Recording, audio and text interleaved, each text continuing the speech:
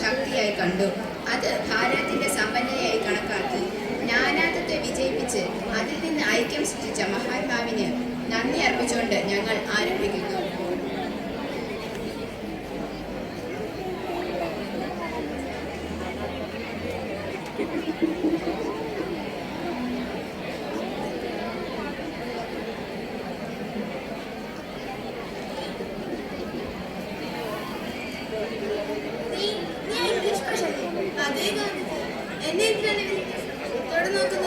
എല്ലാവരും എന്നോട് പറഞ്ഞത് ഇനി ഇവിടെ കൂടുതൽ കാലം നിർത്തുകയില്ലെന്നാ.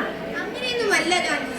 ഈ പുണ്യഭൂമിയിൽ എങ്ങനെ നോക്കിയാലും ആധുനികതയുടെ വാതിൽ തുറന്നു കൊടുത്തത് ഞാനാണ്. ഒരു നല്ലൊരു ഉന്നത വിദ്യാഭ്യാസം സ്വപ്നം കാണാൻ പഠിപ്പിച്ചത് ഞാനാണ്. ഗാന്ധിജി, നിങ്ങൾക്കറിയുമോ, ഇന്ന് പലരുടെയും ഭാവി എന്റെ കൂടെയാണ്. ഭാരതീയർ വിവിധ രാജ്യങ്ങളിൽ പോയി സന്ദർശിക്കുമ്പോഴും അവരുടെ ഒപ്പം ഞാനും സന്തോഷിക്കുകയാണ്. അത് കൊള്ളാലോ. കീഴടക്കാൻ വന്നവരുടെ ഭാഷ കൊണ്ട് നമ്മുടെ ആളുകൾ ലോകം കീഴടക്കിയിരിക്കുന്നു. ലോകത്തിൽ കണ്ട ഏറ്റവും വലിയ മധുര പ്രതികാരമാണിത്. പക്ഷേ സുന്ദരിയായിട്ടുണ്ട്. ഒരു വിദേശിയാണെന്ന് പറയുകയില്ല, ഒരു ഇന്ത്യക്കാരിയെ പോലെ തന്നെയുണ്ട്. ഞാൻ ഈ മണ്ണിൽ ഒരു വിദേശിയല്ല, ഒരു അതിഥിയല്ല, ഒരു ആതിഥേയാണ്. ഞാനും ഒരു ഇന്ത്യക്കാരിയാണ്. ഇവിടുത്തെ വസ്ത്രധാരണം എനിക്കിഷ്ടമാണ്. അതിലുപരി ഇവിടുത്തെ ഭക്ഷണം വളരെ സ്വാദിഷ്ടം. ഇവിടുത്തെ ആചാരങ്ങളും അനുഷ്ഠാനങ്ങളും എൻ്റെ പ്രിയപ്പെട്ടവയാണ്. ഗാന്ധിജി, നിങ്ങൾ തന്നെ പറയും, ഇന്ന് ഇന്ത്യയിലെ ലോകത്തുള്ള എല്ലാവരുടെ ഹൃദയത്തിലും സാധാരണക്കാരുടെ മനസ്സിലും ഞാനുണ്ട്. എന്നിലൂടെ പുതിയ വാക്കുകൾ കടന്നു വന്നു. എൻ്റെ ഉച്ചാരണ രീതിക്ക് വ്യത്യസ്തമായി. അങ്ങനെ ഞാനും പതിയെ പതിയെ ഒരു ഇന്ത്യക്കാരിയായി മാറുകയാണ്.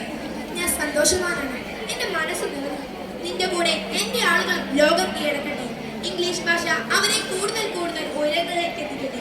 പക്ഷെ എനിക്ക് ഉറപ്പുണ്ട്, എത്രത്തോളം ഉയരങ്ങളിലേക്ക് അവരെത്തിയാലും അവരൊരിക്കലും അവരുടെ മാതൃഭാഷയെ മറക്കുകയില്ലെന്ന്. പക്ഷെ ഗാന്ധിജി, എന്തു പറ്റിയ ഭാഷയെ? ഞാനല്ല ഇവരുടെ പ്രശ്നം. ഈ മണ്ണിൽ പിറന്ന ഭാഷകൾ തമ്മിൽ അടിപിടി കൂടുകയാണ്. എൻ്റെ സഹോദരിമാരെ ഹിന്ദിയെയും ഉറുദുവിനെയും അവർ അടിച്ചമർത്തുകയാണ്. അവരെവിടെ? ഞങ്ങളെല്ലാവരും ഇവിടെയുണ്ട് ഗാന്ധിജി. നിങ്ങളുടെ മുഖത്തെന്താ ഇത്രയും സങ്കടം? ഞങ്ങളെല്ലാവരും സന്തുഷ്ടരാണ് ഗാന്ധിജി. പക്ഷേ അവർ ഞങ്ങളെ വേർതിരിക്കുക അതിനുള്ള എല്ലാ പരിശ്രമത്തിലുമാണ് അവർ. ആരാണവർ? അതേ ഗാന്ധിജി, ഈ വിദേശികൾ നമ്മയൊക്കെ വശത്താക്കാൻ ശ്രമിക്കുകയാണ്. അതിനാൽ ഒരു സ്ഥാനമാനങ്ങൾ ഏർപ്പാടാക്കിയിട്ടുണ്ട്. അതിന്റെ തെളിവാണ് എന്റെ ഈ ശത്രുവിന്റെ കിരീടം. എനിക്കും കിട്ടിയിട്ടുണ്ട്. ഇതുവരെ ദേശീയ ഭാഷയെ അംഗീകരിച്ചിരുന്ന എന്നെ ഇപ്പോൾ അവർ തള്ളി പറയുന്നു. എന്നെ കേൾക്കുമ്പോൾ പലരും ചെവി തിരിച്ചു കളയും. എന്നെ കേൾക്കുന്നവർ പുച്ഛത്തോടെയാണ് ഇരുന്നത്. രാജാറാം പോലുള്ള പല നേതാക്കളും പ്രശ്നപരിഹാരം കണ്ടത് എന്നിലൂടെയാണ് എന്നിവർ മനസ്സിലാക്കുന്നത്. ഇവർക്ക് ഞാൻ വെറും അയൽപ്പക്കത്തെ വീട്ടിൽ പണിയെടുക്കുന്ന ബംഗാളിയുടെ ഭാഷ മാത്രമാണ്. പക്ഷേ അവർ ഞങ്ങളിലേക്ക് നൽകുന്നത് മോശം വാക്കുകളാണ്. വെറുപ്പിന്റെ വിദ്വേഷത്തിന്റെ വാക്കുകൾ. ഇത് ഞങ്ങളുടെ ഭാവിയെ നഷ്ടപ്പെടുത്തുന്നു.